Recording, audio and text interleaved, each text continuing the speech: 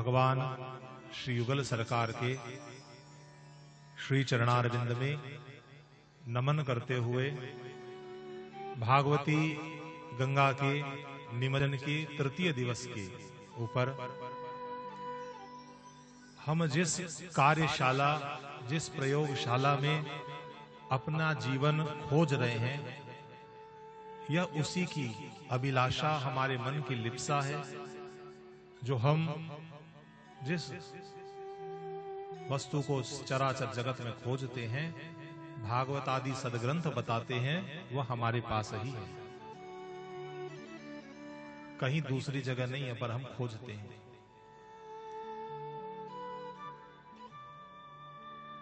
जिस परमात्मा, जिस चैतन्य का अनुभव चराचर जगत करता है, पर शोधन करता रहता है, वह कहां है? कभी किसी महात्मा से, कभी किसी ऋषि से, कभी किसी संत से, कभी किन्हीं तीर्थों में, कभी किसी धाम में, कभी किसी मंदिर में हम उनको खोजते हैं। और किस लिए?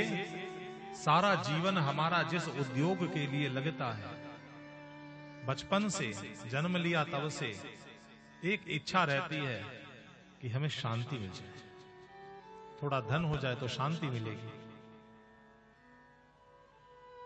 सुंदरकांड में आपने पढ़ा है, जस जस सूर सा बदनु बढ़ावा, तासु दून कपि रूप दिखावा। सुरसा कौन है? हमारी कामनाएं, हमारी इच्छाएं, हम जो सोचते हैं कि पूरी करनी है। छोटे से घर में रहते थे, सोचते थे 2 कमरे का घर हो जाए, पांव पसार के आराम से बैठेंगे घर वाले सब। तो भगवान ने 2 कमरे का दिया, सोचते अटैच हो जाता तो अच्छा रहता, अभी भी बाहर जाना पड़ता है।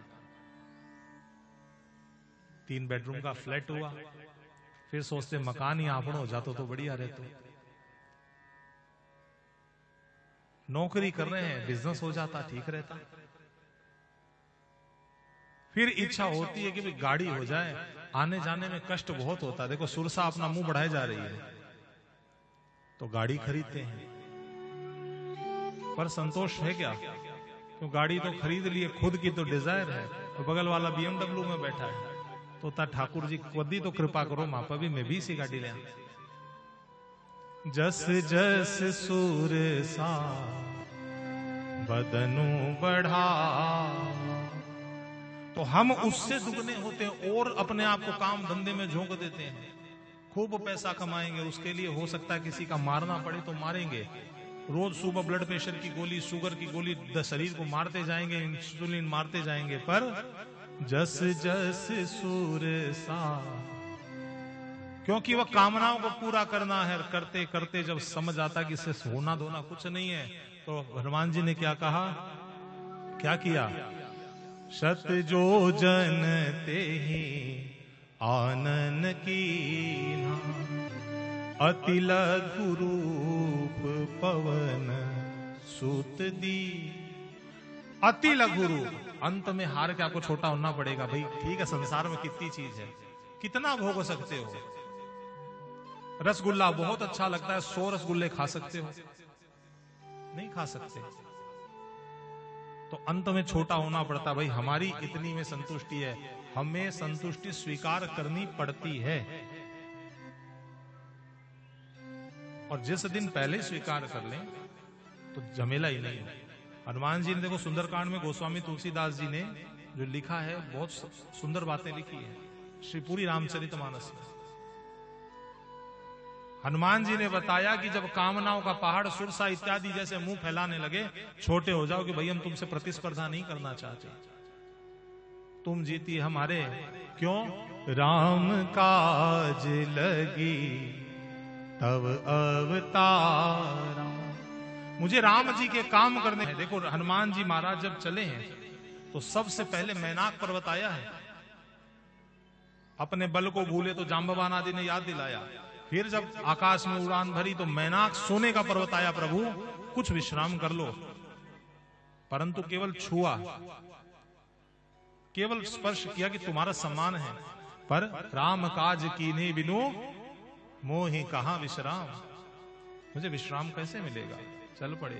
फिर कामनाएं आई, इच्छाएं आई, तो अति लघु रूप ले लिया। उसके बाद सिंहिका आई। सिंहिका क्या है? उन कामनाओं की पूर्ति करने के लिए जो पूर्ति न हो तो क्रोध बढ़ने लग जाता हृदय में। श्रीमद् भगवद गीता में भगवान श्री कृष्ण ने 17वें अध्याय में श्री अर्जुन से कहा है, त्रिविधम नरकस्येदं द्वारम नाशनमात्मनः काम क्रोध तथा लोभ तस्मात् एतत्त्रयम् ते। अर्जुन, नरक के 3 द्वार हैं, काम, क्रोध और लोभ। ये नरक जाने के द्वार हैं। इसलिए बुद्धिमान मनुष्य को इनको त्याग देना चाहिए। तो सिंहिका को नाश किया। लंकिनी भी राक्षसी है, पर उसे सद्बुद्धि दी, क्योंकि राक्षसों के साथ रहती है पर मन भगवान में है। तो हमारा ध्येय है कि शांति हमें प्राप्त करनी है। शांति की खोज में हम सब फिर रहे हैं, और वह मिलती कहां? ठाकुर के श्री चरणारविंद में। इन भागवतादि कथाओं के द्वारा हमारे जीवन को समझ में आता है कितना ही भाग लो। जिन भोगों के लिए हम भागते हैं, बताओ भोग हम भोगते हैं कि भोग हमें भोगते हैं? भोगान भुक्ता वयमेव भुक्ता। हमारे खाते खाते शरीर का पेट भर जाता, पर खाना खत्म, शाप हो जाता उसका जीवन, जिसे डॉक्टर कहते इसे बेड पे डाल दो, बेड रेस्ट। जिस बेड पे सो के शरीर को शांति देना चाहता था, वही बेड अब उसे कांटों का सा लगने लग गया है। भोगा न भुगता वयमेव भुगता। वे भोग हमें भोगते हैं। तो उस शांति को प्राप्त करना है तो वह कहां मिलेगी? भागवतादि, श्री रामचरितमानस इत्यादि के आश्रय लेने से मिलती है। और यह हमें क्या दृष्टि देते हैं? देखो, केवल दृष्टि बदलने का कर्म है इन धर्म ग्रंथों का। हमारी दृष्टि बदलेगी तो दृष्टि के साथ ही सृष्टि बदल जाती है। दृष्टि बदलो और तत्काल सृष्टि का निर्माण हो जाता है। जिसको हम साधारण देखते हैं, यह एक ही बात सिखाती है हमें